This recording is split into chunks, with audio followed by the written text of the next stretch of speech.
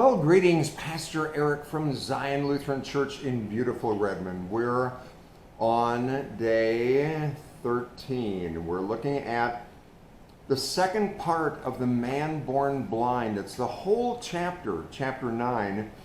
It's a sixth sign. And remember John's mission statement, these things are written that you might believe that Jesus Christ is the Son of God, and that believing in him that you might have life in his name. This is such a great example of how John presents us a picture, not only of the event, but the interpretation and what happened. It's kind of like looking at that wedding album and look at Aunt Ethel's dress and ooh, all that stuff that we look at when we look at a photo album. So yesterday we looked at the man sees. He gets the spit with the dirt put in his eyes and washed in a pool of Siloam, which means sent.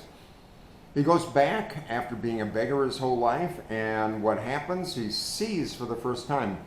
He sees the faces behind the people who had been speaking to him for long, his family and friends. And for the first time, he can see his little corner of the world where he begged for so long. How do you think the crowds reacted? Well, in John 9, verse 8, his neighbors and those who had formerly seen him begging said, isn't this the guy who used to sit and beg? Some said he was, others said, no, it looks like it can't be. He insisted, I am the man, I am the guy. And they said, how were your eyes opened? And he said, the man called Jesus. He put mud on my eyes, told me to go to Siloam and wash, and I washed and I could see. And they said, where is this man? He said, I don't know, because he was blind. He couldn't see until after he washed his eyes. They couldn't believe it. So what kind of keeps us from seeing like these people? Everybody is blind in this story except Jesus. What keeps us from seeing? Oftentimes it's doubt. The people who saw him couldn't believe it because it hadn't happened before. No one had been blind and then was healed in their experience, so that they let their experience determine their idea of what was possible, right? They let their experience determine what they thought was possible. So you have to sometimes think, does your experience of what you think is possible or not kind of blind you to what God might do in your life? I mean, it happens a lot. Our experience in the past of what God has or has not done in our experience or interpretation sometimes blinds us from the possibility that God might look for opportunities to make us see clearly, spiritual sight. So then what happens in verses 13 through 17, chapter 9, 13 through 17, is that we're introduced to a third group who is having a tough time. That's the Pharisees. And doubt kind of helps us not to see. Also, human-made rules help us not to see. Human-made rules that we sometimes have around church or faith sometimes actually prevent us from seeing spiritually. So, verse 13, they brought to the Pharisees a man who had been born blind. The day that Jesus had made mud and opened the man's eyes was on a Sabbath day. Okay, so the Pharisees couldn't believe this man's story because it was an incredible miracle, blind from birth, and now he sees. But it happened on the Sabbath. Jesus broke the rules in three ways. First, he spit on the ground. He broke a rule. It would have been okay to spit on a rock, according to the Pharisees and their interpretation of the Mosaic law. Spitting on a rock wasn't work, but when you spit on the ground, you make mud, you make clay. Technically, that's work. You're not supposed to work on the Sabbath, so you broke that rule. He also took the spit and put it on the man's eyes as a healing agent. And the Jewish Pharisees had a rule against that too. You couldn't heal, you couldn't put salve on that way. Third thing that happened is that worked and the man was healed. That broke a third rule, because not only putting the salve on was against the rules, but also the healing itself was against the rules. So, what happens that in religious kind of rules and stuff that keep us from seeing spiritually, opening our eyes and our hearts up to what God is doing? You have to think about those kind of things even with us today. So then the man's own parents came and they couldn't believe what had just happened. Verse 18, they said, "Is this your son? Is this the one who was born blind? How can it that he can now see?" His parents said, we know that he's our son.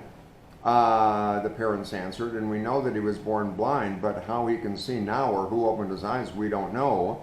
He's of age, ask him, he will speak for himself." Verse 22, his parents said this because they were afraid of the Jews, because already the Jews had decided that anyone who acknowledged Jesus was the Christ would be put out of the synagogue. So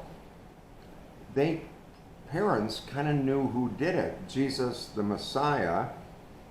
And here they had a chance to show glory to God as the one who was healing their son. They knew that Jesus had done it, but their fear kept them from witnessing to Jesus.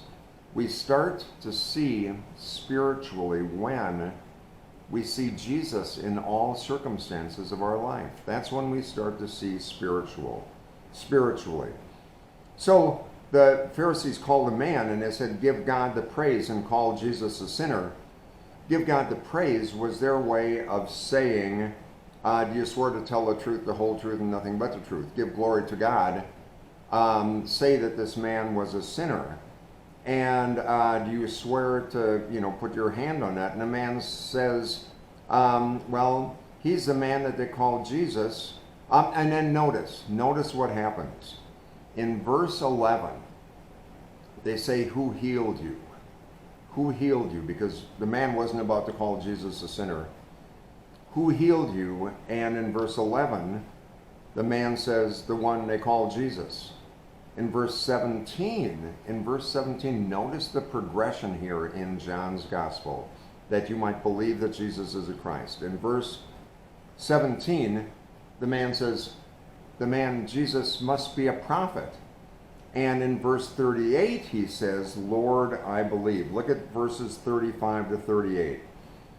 35, Jesus heard that they had driven him out, and when he found him, he said, "Do you believe in the Son of Man?" He answered, the man said, "And who is he, sir? Tell me, so that I may believe in him." Jesus said to him, You have seen him, and the one speaking with you is he.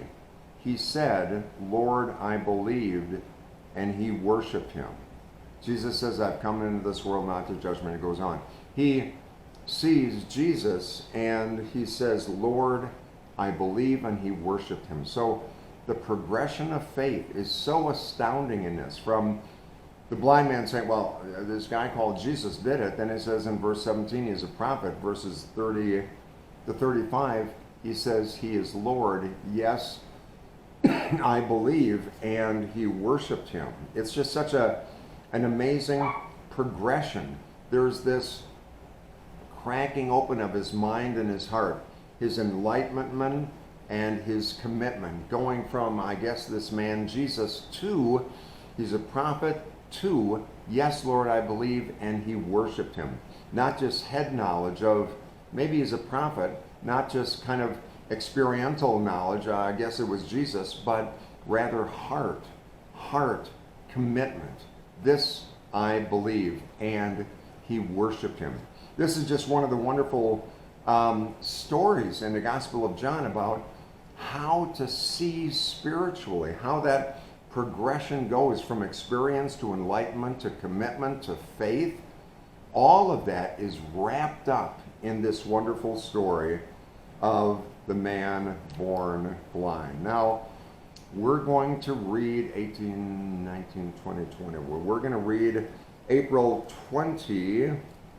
I should have marked this.